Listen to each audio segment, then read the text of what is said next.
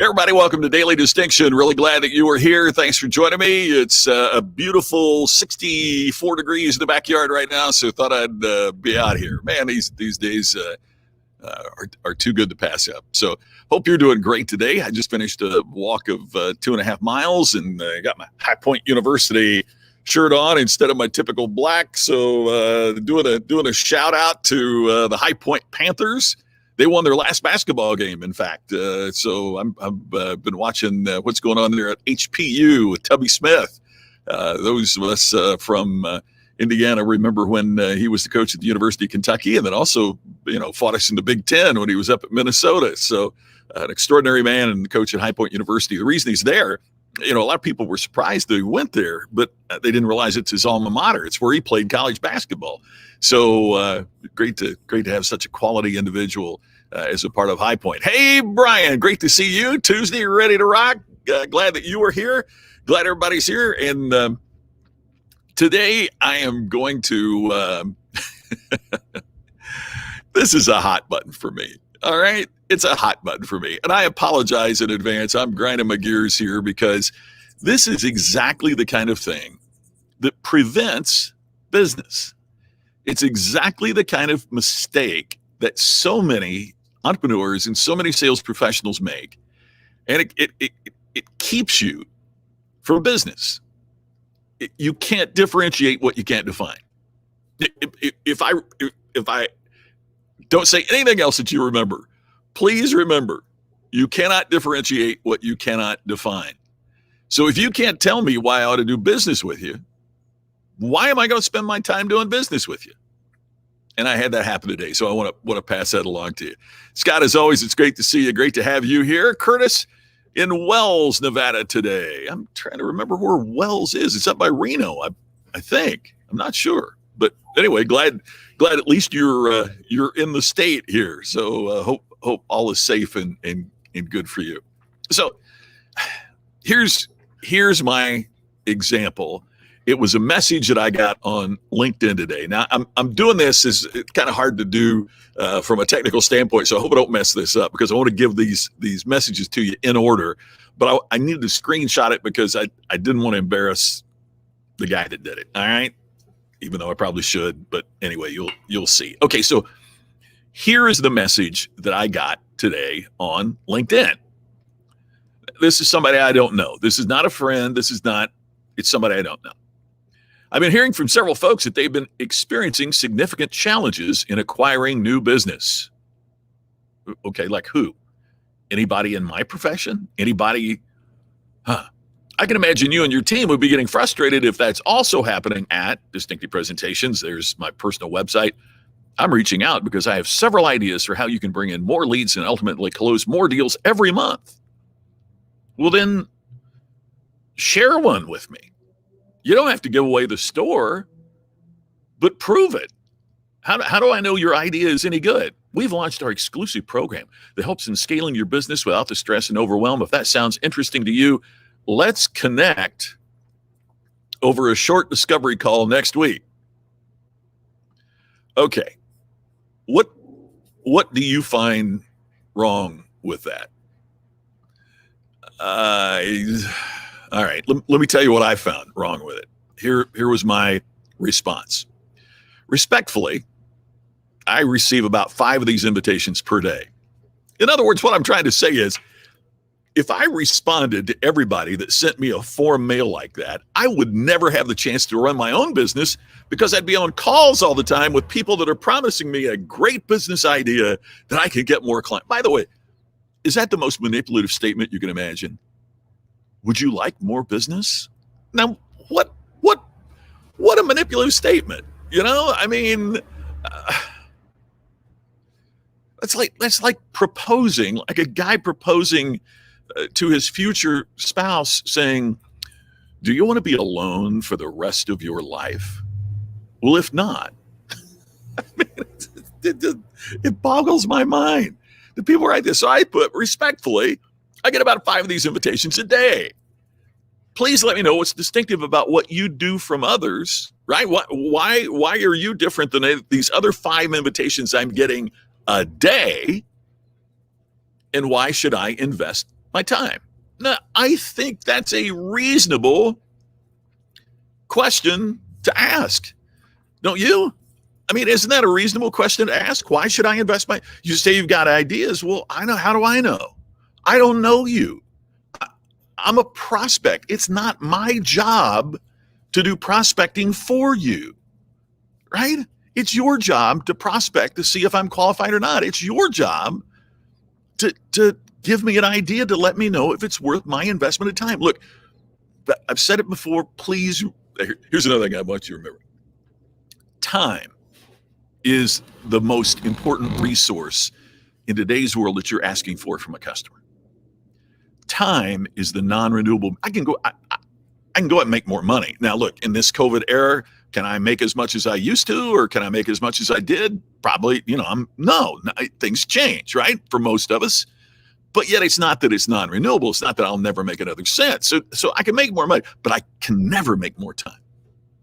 And so if all I did was spend 5 minutes on a discovery call with each of these 5 I'm getting today, look at how, and they never go 5 minutes, right? It's always a 15-minute call. Okay, if I said yes to everybody, that's an hour and 15 minutes every day that you're spending just on it. You cannot do that. Hey, Scott, always great to see you, my friend. And yes, you're right. You could probably help me get a new car warranty while we're at it, right? Oh, okay, you're west of Salt Lake City. Oh, okay, I got you. I wasn't sure where Wells was, so I appreciate that. Good, well, good to see you. Okay, so I just said, can you tell me what's distinctive? And here's his response. Only if you wish results for B2B lead generation. So he's right back to that. If you'd like more leads, if you'd like more business, right? If yes to your first question, next would be a phone call to see if it fits. It's a win-win for both. I think he means both, but it's a win-win for both sides. Business by people for people. A reason for investing time? No, it's not a reason. It's not a reason. Look at what he's saying here. It's a phone call to see if it fits. Win-win for both sides. No, if it don't fit, I lose.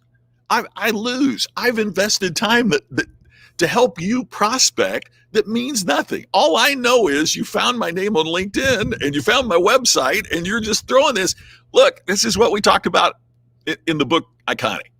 It's what we talked about in the book Iconic. It's really important. I'm sure this guy's saying, well, sales is a numbers game. The more I throw out there, then the more I'm going to get. Not necessarily, because you don't know all the numbers. You don't know all the numbers. And here's the reason I say that it's different than just the more I throw out there, the more I get. My response was, no thanks. Now, I had to put in a little dig because I was irritated. My best-selling book talks about why manipulative responses like that usually fail to work with high-potential prospects. Good luck to you. And then, you know what I did? I blocked him. I don't have time to keep going through that. I blocked him. And you should too. Not this guy in particular. I'm not trying to, because I didn't give you his name, right? But that's why. Look, bring value first. In other words, if he would have responded, well, Scott, part of how we're distinctive is here are some of the clients that we've served. If there's a name on there I recognize, now all of a sudden he's qualified. Or he says he's got these great ideas. Well, ideas is plural. Why don't you give me one great idea? Here's one thing that you might want to try. And by doing that, then I might go, man, it is a good idea. It's worth my time. I better get on a call with this guy. What a great idea. If he's got more great ideas than that. Look, for so long in my business with speakers, people have talked about, well, you got to write the book. And they look at it like it's an extended marketing piece, like the book's a marketing piece. Well, it is, but most miss the reason why. Because if you've got a good idea or two in the book, why wouldn't a company want you to come teach that? Or why wouldn't an entrepreneur want to attend a virtual session to dig deeper into it and see how it applies specifically to them? I mean, you bring value first. This guy is asking for a sale. Now, remember what I said earlier. A sale means a commitment from the prospect, right? A successful closing is a commitment from the prospect. Now, we tend to think of it as a commitment that they buy our product or service, but really it's that they commit to do what we're asking them to do. So he's asking for a successful closing. Will you spend time with me on a phone call before he's brought me any value? You know, it's like walking onto a car lot and they hand you paperwork for a car and you don't even know what car. You haven't been on a test drive and you haven't. Well, why would you buy the car? You know, you got to bring some value for it. Let me see some of the value I'm getting from the purchase. Don't expect me to buy it before I even know what car, what color, what model, what make, what. But yet we do that so often and not realize we know it when we're the customer, but we don't see it when we're on the other side of it. Hey, Doug, always great to see you. I owe you a response, by the way, and I appreciate it. There's something I'm looking for, and I'm going to get back with you soon on that. I appreciate you. Your question was very kind. Hey, a very 70 degrees. Good grief. Charles, sounding awesome, my friend. That's beautiful weather and a beautiful location. So the important message for today is, look, all of us, regardless of what we do, as has been said many times, but all of us in one way or another in sales, whether we're trying to sell our values and our way of life to our kids, or whether we're trying to sell our product and services to customers and prospects, all of us are in the business of trying to sell. Sell is just persuasion communication, getting somebody to invest and to agree. You have to bring value before you can get a proper response. There has to be value perceived. We've heard this, but yet we often get so, for lack of a better word, we get so desperate, or our desire becomes so strong to make the sale that we forget about those things. So don't be like that guy on LinkedIn. You know, bring value first. Share something first. You know, hey, we're at the holiday season, and the line you hear so much during the holiday season, it is better to give than to receive. You're not going to receive unless you give when it comes to sales. So give an idea, or give some value, or give a reference that connects you, or give something first before you expect to receive anything. There is this book, Doug, called All Business is Show Business. And that's the thing. Would you buy season tickets for a team that you hated? Would you buy season tickets? Would you buy a theater ticket for a play that you didn't know anything about and didn't know any of the performers and hadn't seen any reviews and very few of us do that. You know, Tom Hanks comes out with a movie, we invest the time to go see it because we figure, hey, if Tom Hanks is in it, it's pretty good. He's earned that right. We perceive value, so we do it. But Larry Winget was telling me yesterday about this unknown movie. You know, this movie I'd never heard of, nobody was in it I ever heard of, and Larry said, well, a friend recommended it to me, and so I'm going to watch it. Why? Because there's perceived value of my time because a guy I respect and a great friend said this is worth watching. Don't be, Charles, you got it right. Don't be the LinkedIn guy. Don't be the guy that's saying, hey, get on the phone with me and then we'll see. Why would I invest my time if to just see? Prove it. Bring value first. It's not that simple. By the way, years and years ago, I've known this story forever. Years and years ago, a friend of mine started dating this gal. And so this is when I was married to my first wife, my late wife, Sherry. And so the four of us went out to dinner. And I said, Oh, and so tell me, what do you do? And honest to goodness, this is what she did. Brain surgeon. She's a brain surgeon. I'd never met a brain surgeon before, so I finally got to ask the question I'd always wanted to ask a brain surgeon, which is, how many times do folks like us say, it ain't brain surgery? Because I was just about to say that about this. It's not brain surgery, just bring value first. It ain't brain surgery. So I said, but for you, it is brain surgery, right? You can't be standing in the operating room and go, oh, wait, it ain't brain surgery. Oh, wait a minute. Yes, it is. It is brain surgery. So you can't say that. What do you say? And she said, well, I just tell you what I say. I'm fascinated. She said, I say, well, hey, at least we don't have an audience. Let's go in and focus on our jobs and do our best and be thankful we're not doing this in front of an audience. And I thought, that just made me feel so good, to make the brain surgeons look at something else. And I loved it, obviously, because of something I do, but, and say that. So, hey, and before we get out of here today, because it ain't brain surgery, before we get out of here today, I want to mention, many of you saw where I posted on social media earlier this year. Tammy and I had the chance to spend time with a very, very special person. Our great friends, the Oak Ridge Boys, were playing down in Laughlin, Nevada, and every time they play for a week down in Laughlin, and every time they do, we meet them when they first fly in, and we all go to dinner together, have a great time, and then they get on the bus and go down to Laughlin, and then they play for the week. So Tammy and I always go down and catch a show or two. And Derek Kinslow, the road manager and one of our dearest, closest friends, was telling us we had a big surprise when we got down to Laughlin for this year's show.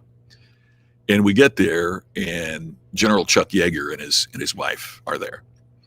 And so we all went to dinner after the show, and had a chance to sit at dinner with General Yeager. And then Tammy and I had a chance to spend a few moments with he and his wife after the show, and that's where the picture was taken that I posted. Hero is a word that's bounced around a lot, and I'll be totally candid and say General Yeager, was not the most congenial guy in the world, but that's probably how he became the best in the world. But what an amazing thing! Pilots tell you he's the greatest pilot to ever live. What a remarkable thing. First to break the sound barrier, first to just the things that man accomplished, the things that he did, just absolutely amazing. Winner of the Presidential Medal of Freedom. Just an amazing man. So Charles, he is the guy who the term "the right stuff" was coined for, was him. So just an amazing man. And I just want to, again, thank our friends, the Oak Ridge Boys and Derek Kinslow, for making that happen, because it was special when it happened. Now with his passing, to think that just happened earlier this year, that we had the chance to spend the time with him and have dinner with him, was just extraordinary. So we are humbled by that. And it is a great, great privilege and honor. And our prayers and thoughts go to his family. 97. What a great life. Yeah, Doug, it was a great honor. And Charles, yes, I believe that they do too. The Oaks certainly have the right stuff. They are incredible, amazing people. Curtis, you're exactly right. He was a national treasure. Absolutely. And you know what, Randall, we talked about that, because he sure loved West Virginia, and he made that really clear. And when people talked about him being the greatest pilot in the world, he always said, "Well, I'm a West Virginia farm boy," and he's was an amazing person. Thanks, Brian. I appreciate that. Brian, yes, we do. We are going to have a storytelling program coming out, but we are working on the final details of all that, because the provider, the way that we are doing that is changing. but I will have some information on that because we're trying to make it as easy as possible for people to sign up because, here I am talking about the customer experience. We're having problems with our provider in terms of getting folks signed up in that. We want to make sure that's flawless. So I will have more on that coming as soon as the home office says okay. Thank you, Joan. I appreciate that. What a man. What a person. So, hey, everybody, thank you for taking time. The non-renewable resource, I never take it for granted that you invest in that to watch Daily Distinction. And I'm grateful for that. And I truly appreciate that. And I look forward to checking in with you again tomorrow on the next edition of Daily Distinction.